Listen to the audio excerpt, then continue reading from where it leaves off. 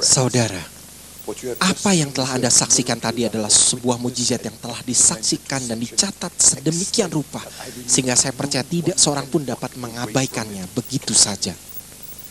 Istri Daniel, Neka, bertindak didasarkan pada iman yang keras kepala akan mujizat dan kuasa Yesus.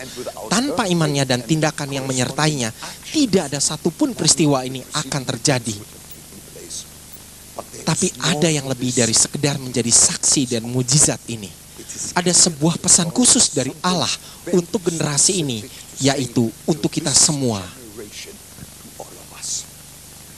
Setelah lebih dari 15 tahun saya berkhotbah di seluruh Afrika, saya telah menyampaikan kisah orang kaya dan Lazarus ini berulang kali banyaknya. Karena begitu dekatnya hubungan firman ini dengan apa yang saudara saksikan tadi, saya ingin membagikan ringkasan dari khotbah saya ini kepada saudara. Saya akan kembali pada saudara setelah itu.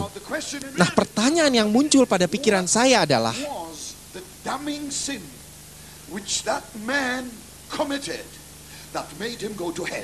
dosa seburuk apa yang telah dilakukan orang kaya itu yang membuatnya ke neraka? Apa dari saudara yang ingin mengetahuinya?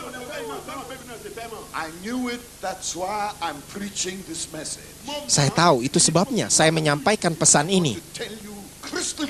Saya akan sampaikan dengan jelas sekali dosa sekeji apa yang dilakukan orang itu, supaya tidak seorang pun di sini mengulanginya. Lukas 16 ayat 19 berkata bahwa ia adalah seorang kaya sewaktu di bumi. Saya bertanya pada diri saya,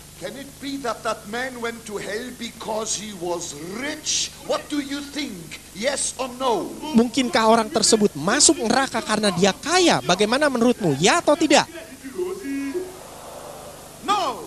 Tidak. Saya setuju denganmu.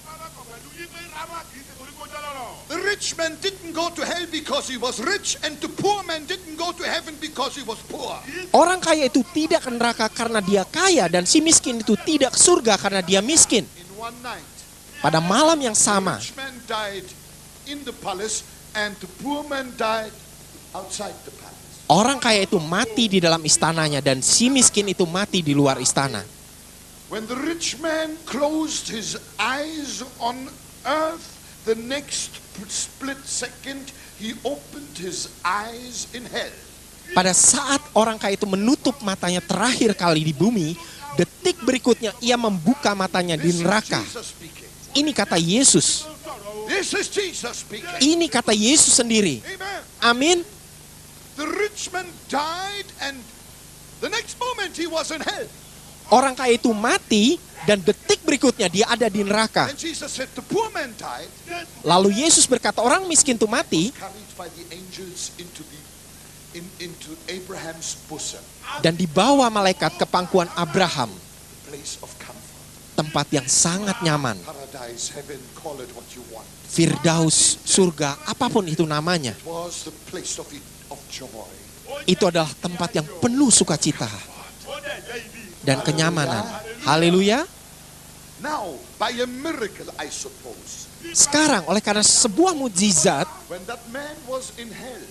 waktu orang kaya di neraka,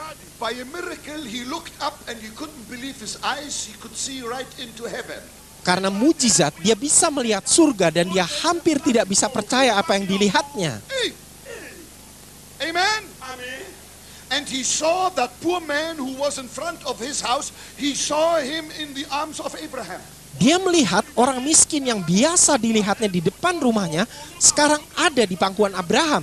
Now a conversation started between hell and heaven, and that will give us the answer to the question what the damning sin of the man in hell was. Lalu dimulailah percakapan antara neraka dan surga yang akan memberi jawaban kepada kita. Dosa apa yang dilakukan orang kaya itu yang membuatnya masuk neraka? Say amen. Katakan amin. Hallelujah. Haleluya. The rich man in hell screamed and said, orang kaya di neraka itu menjerit dan berkata, he said, Father Abraham, Ia berkata, Bapak Abraham, send Lazarus with one drop of water here down to hell, because I am tormented in these flames. suruhlah Lazarus supaya ia mencelupkan ujung jarinya ke dalam air dan menyejukkan lidahku, sebab aku sangat kesakitan dalam nyala api ini. Because there is no bridge from heaven to hell. Abraham berkata, hal itu tidak mungkin karena tidak ada jembatan antara surga dan neraka. Nobody can come up and nobody will go down.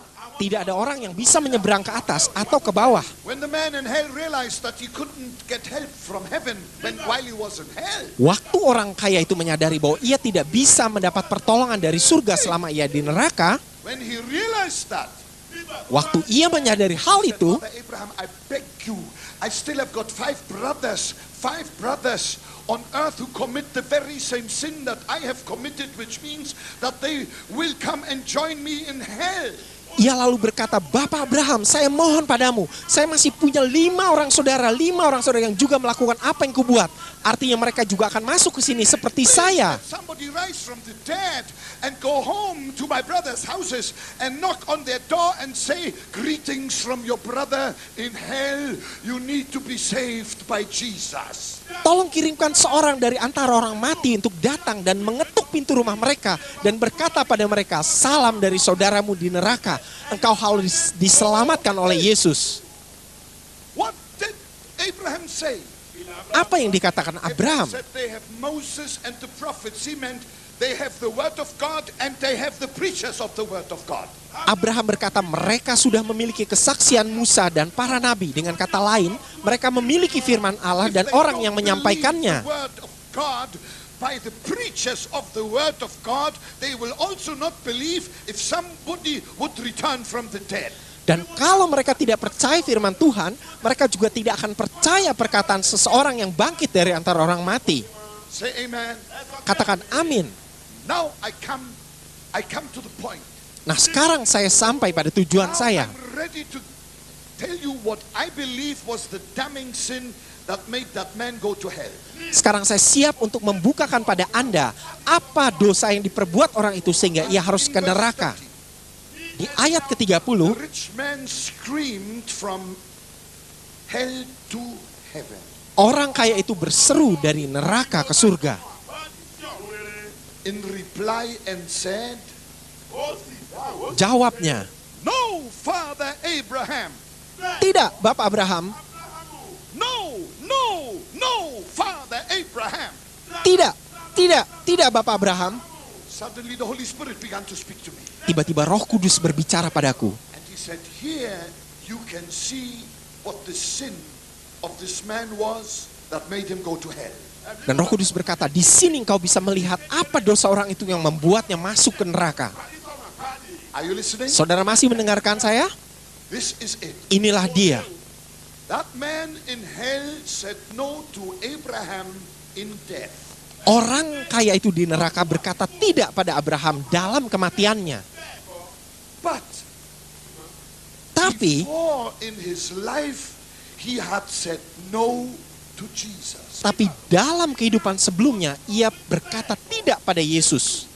And no to Jesus is the worst sin a human being can commit. Dan berkata tidak pada Yesus adalah dosa terburuk yang dapat dilakukan seorang manusia. Malam hari ini I stand here saya berdiri di sini as a servant of the Most High God. sebagai hamba dari Allah yang Maha I Tinggi. am going to cry that name out one more time. Dan saya akan menyerukan nama itu dengan lantang sekali lagi. Cry it out together with you. Dan saat saya menyerukannya dengan keras bersama saudara, Pray that the Holy Spirit may burn it with fire into your heart. saya berdoa supaya Roh Kudus membakarnya dalam hati saudara. That you may never forget it. Supaya engkau tidak pernah melupakannya. It is the wonderful name. Namanya adalah nama yang It is indah. the matchless name. Nama yang tiada bandingannya. It is the glorious name. Nama yang mulia. It is the name above all names. Nama di atas segala nama. It is the Namanya adalah Yesus.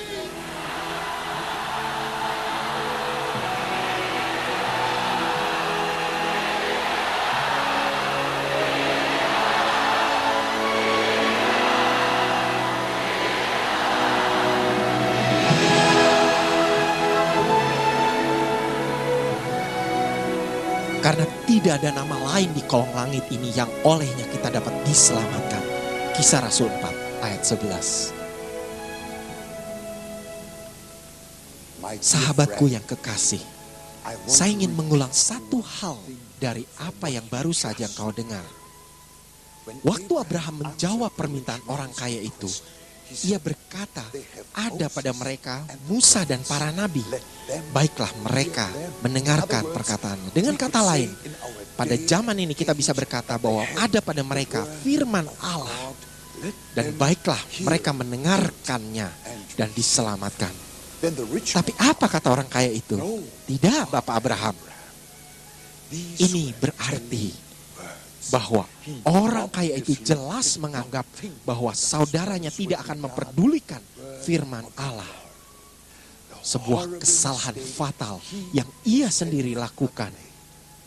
Sahabatku, jangan buat kesalahan yang sama dengan orang kaya itu dan mengabaikan firman Allah. Saya meminta saudara telah menyaksikan sebuah tanda dari surga yang tujuannya adalah untuk menuntunmu pada penyelamat yang hidup dan pengasih jiwamu, yaitu Yesus Kristus. Dialah yang telah mencurahkan darahnya untukmu. Dan firman Allah berkata, barang siapa berseru kepada nama Tuhan akan diselamatkan. Dan nama itu adalah nama Yesus. Saya mengajak saudara untuk mengambil sebuah langkah penting saat ini juga. Bahkan ingin rasanya saya merangkul saudara saat ini dan menuntunmu pada seorang yang teramat indah yang sanggup menyelamatkanmu dari dosa dan neraka, yaitu Yesus Kristus. Mari kita serukan namanya saat ini. Dan seketika itu juga akan ada sesuatu yang terjadi di dalam dirimu. Sama seperti apa yang telah terjadi pada diri saya. Karena Yesus Kristus masuk ke dalam hidupmu. Mari ucapkan doa ini bersama-sama saya. Dari lubuk hatimu yang terdalam. Dengan sikap percaya dan sungguh-sungguh.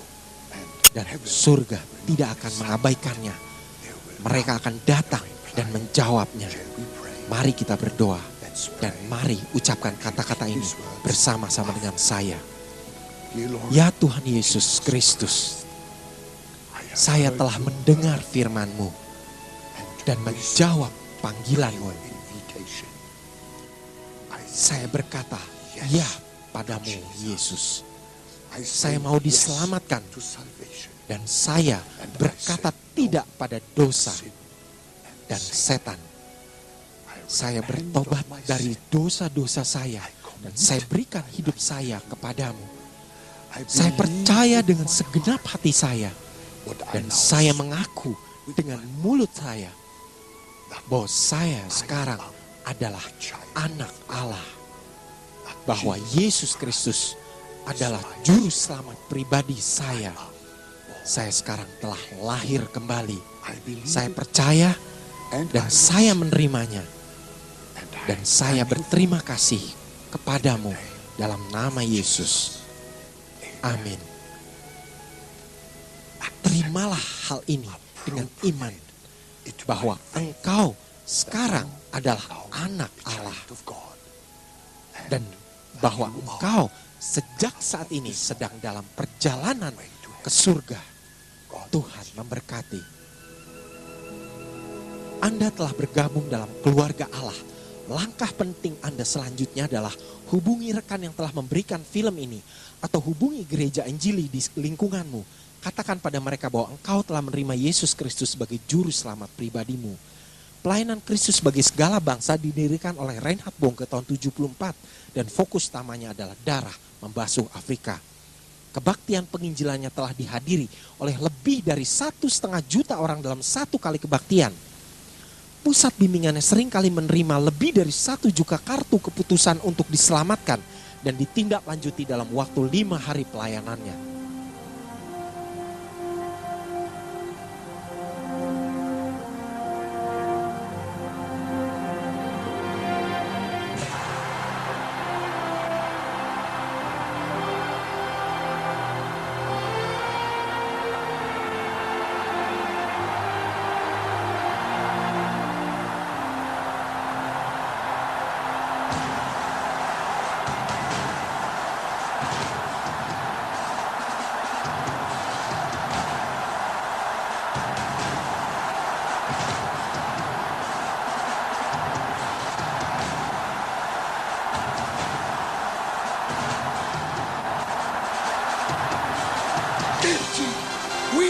semua kotor di hadapan Yesus Kristus, Anak Allah.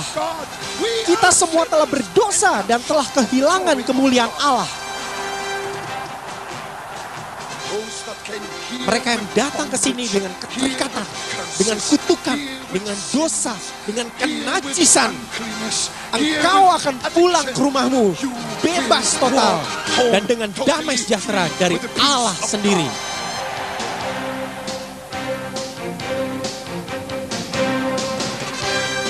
Sahabatku, ada kalanya kita hanya bisa berdiri takjub melihat pekerjaan Tuhan di depan mata kita. Dalam kebaktian kebangunan rohani milenium di Lagos, Nigeria, hal yang sama saya alami sendiri. Saya pernah menerima nubuat bahwa saya akan melihat 1 juta jiwa diselamatkan dalam sekali kebaktian. Dan itu telah terjadi. Kartu pertobatan yang kami terima waktu itu berjumlah 1.093.745 buah. Kelepasan dan kesembuhan ilahi yang terjadi tak terhitung banyaknya.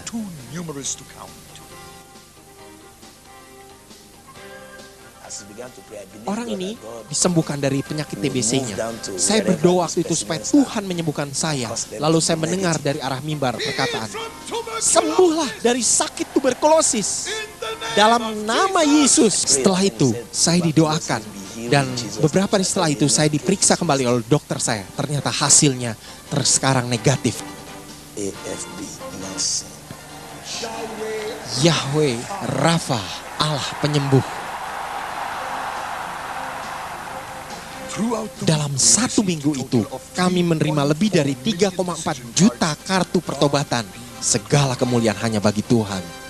Kami juga mengadakan konferensi bagi para gembala dan pengerja gereja di Stadion Nasional. Dan lebih dari 80.000 orang hadir dan menerima api kebangunan rohani untuk memenuhi amanat agung. Yesus tidak memanggil kita karena keberadaan kita, tetapi karena apa yang Ia buat dari kita. Yesus memilih semua orang-orang biasa, orang-orang seperti saya dan seperti saudara.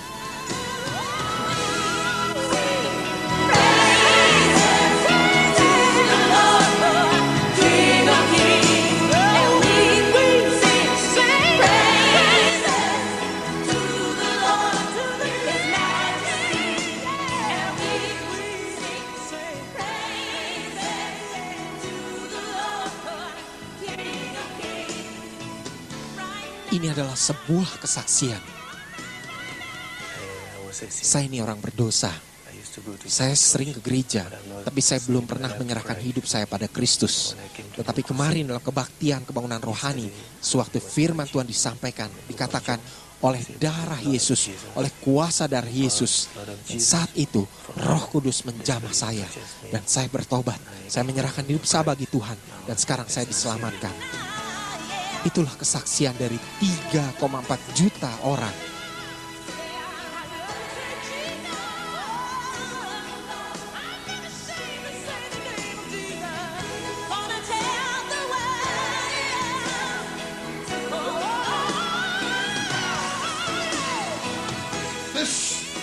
Dia adalah anak domba Allah yang sempurna.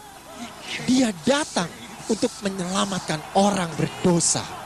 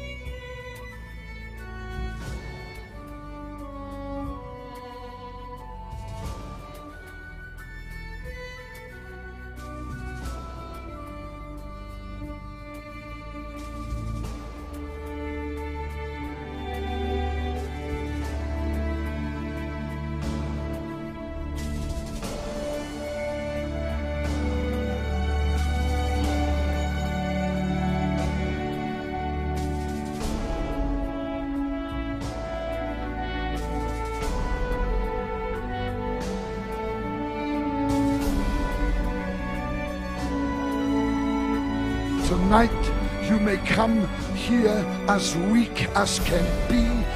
You will go home like a conqueror with Jesus inside of you.